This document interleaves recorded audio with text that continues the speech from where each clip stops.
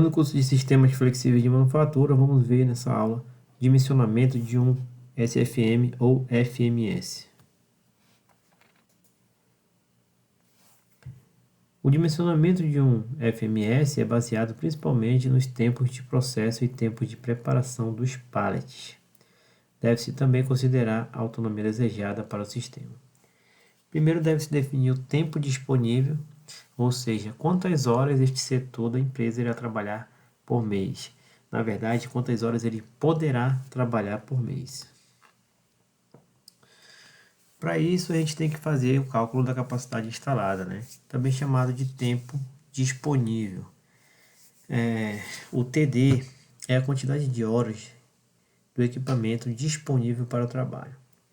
TD ele pode ser calculado utilizando a quantidade de horas por dia e o tanto de dias por mês, ou também ele pode ser considerado calculando a quantidade de horas por dia, a quantidade de dias por semana e a quantidade de semanas por mês. Então, só é multiplicar esses fatores que nós obtemos o tempo disponível. Aqui um exemplo, por exemplo, adotaremos aqui um padrão japonês, que é de 24 horas por dia, 3 turnos de trabalho, né? 30 dias por mês. Então, a gente tem 24 horas por dia, 30 dias por mês. Então, o TD, tempo disponível da máquina, né? Vai ser 24 vezes 30, ou 720 horas por mês. Se a gente considerar aqui um outro exemplo, com 9 horas por dia, 5 dias por semana e 4,4 semanas e meia ao mês, a gente vai utilizar aqui essa segunda forma, isso é horas, dias e semanas. 9,5 vezes 4,5, a gente vai ter 202,5 horas por mês, tá? Então, esse daqui é o tempo disponível, o tempo que a máquina está lá disponível para trabalho. Agora vamos para o cálculo TT, que é o tempo total trabalhado, né? O tempo total de trabalho. Durante a operação do FMS, acontecem paradas imprevisíveis, montagem de máquinas e paradas para manutenção. Esses tempos que tem essas paradas são chamados de TI, ou tempos improdutivos. O tempo improdutivo é aquele no qual a máquina fica parada e não consegue transformar tempo disponível em tempo padrão. Normalmente, essas horas ocorrem devido a fatores externos, tais como. Então, a gente tem aí, ó, máquina quebrada, máquina sem ferramental, falta de matéria-prima, falta de operador, falta de serviço, preparação e montagem de máquina, ajuste de ferramentas de máquina. Então, todos esses tempos aí são considerados tempos improdutivos, tempos que não estão sendo utilizados na produção do produto. É muito difícil determinar exatamente esses tempos, para tanto se tenta estimá-los e indicá-los como uma porcentagem do tempo disponível. Isso é feito por meio do rendimento na produção. Então, existem aí algumas tabelas, tá? Algumas mais regiões que nós temos determinados rendimentos. Então, o modelo japonês ele considera ali um rendimento de 80%. O tempo total, no caso, ele vai ser o tempo disponível menos o tempo improdutivo, né? Então, se a gente considerar um rendimento de 80%, a gente já sabe que o tempo total de trabalho vai ser 0,8 vezes o tempo disponível. E o tempo improdutivo vai ser 20%, né? Que é 0,2 vezes o tempo disponível. Então, naquele exemplo que a gente viu ali do modelo japonês, né? 720 horas, a gente vai ter um tempo total aí de trabalho, 0,8 vezes 720, de 576 horas. Então, geralmente a gente usa aqui para um FMS, a gente usa 570 horas por mês.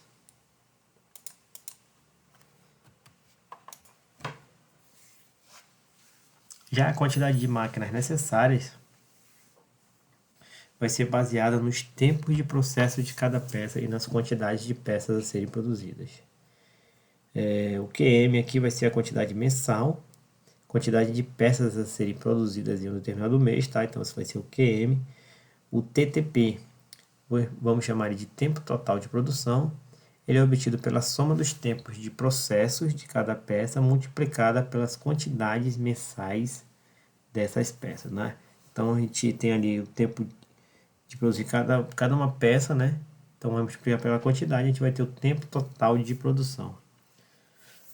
Esse TTP, ele vai dessa forma ser calculado através da fórmula. Você pode ver que nós temos aqui, ó, TTP, né? Nós temos a quantidade de máquina 1 e TP1. O que significa isso? Aqui é o primeiro processo, ó. Primeiro processo, a gente tem uma quantidade mensal ali, tá? E tem um tempo para fazer aquela peça. Então, imagina que nós temos lá 30 peças, né, dessa aqui. Cada uma leva 2 segundos. Então, a gente tem aqui 60 segundos. Só que a gente tem uma peça 2, um processo 2, uma quantidade mensal 2, um tempo de produção 2, um 3, um 4, um 5, assim por diante, né? Então, para vários, a gente vai calcular dessa forma. O número de máquinas necessárias para a produção será o tempo total para a produção, tá? Considerando todos os processos e peças, dividido pelo total de horas trabalhadas, que é o TT, né? Por mês, tá? Então, a gente vai ter aqui que o número de máquinas vai ser igual ao TTP, tempo total, né? Dividido pelo TT.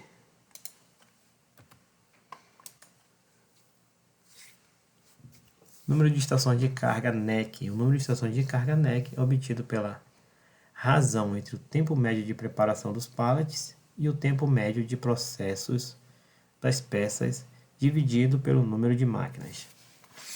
Então, vai ser igual ao TMPP dividido pelo período, tá? Então, o que é o TMPP? É o tempo médio de preparação ali dos pallets, tá certo? E o período, o que vai ser o período? O período vai ser o tempo médio de processo dividido pelo número de máquinas.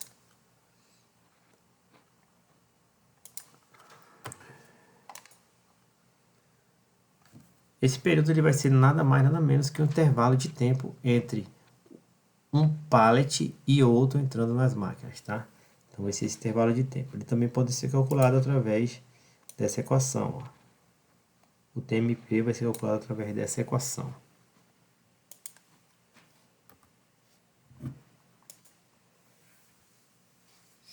O número de pallets é calculado considerando-se a autonomia desejada, ou seja, o período de produção sem operar. Isso se deve ao fato de que o operador pode preparar mais pallets do que a capacidade produtiva das máquinas. Os pallets preparados vão sendo armazenados no almoxarifado, né, ou warehouse. Então, dessa forma, o número de pares vai ser igual a autonomia dividido pelo período. E o número de operadores, né? Nos FMS ou SFM, né? Os únicos operadores são os que ficam nas estações de carga para retirar as peças prontas e para fixar a matéria-prima aos pallets. Então, a gente está considerando aquele processo totalmente automatizado. Então, o número de operadores vai ser igual a NEC, né? Vezes o número de turnos de trabalho, tá? Então, lembrando que o NEC ele é calculado pelo TMPP dividido pelo período.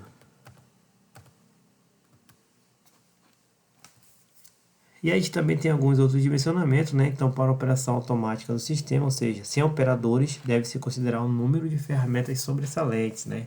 Então, por exemplo, os AVGs necessários, os manipuladores robóticos, enfim, a série de outros equipamentos que sejam necessários para a gente remover completamente ali os operadores de carga. A remoção de resíduos também deve ser prevista e convenientemente dimensionada para o trabalho automático. Então, a gente vai ter que considerar também o tempo de remoção de resíduos, tá? Feita pelos mesmos manipuladores robóticos, AVGs, entre outros dispositivos necessários aí, a automatização 100% do processo produtivo. Uma maneira de controlar ali a entrada e saída de pallets, tá? Através dos gráficos gigantes, tá? Então, é possível gerar automaticamente esses gráficos gigantes para fazer o controle da produção através de estoques e pallets, né? E com isso aí saber exatamente os custos aí, saber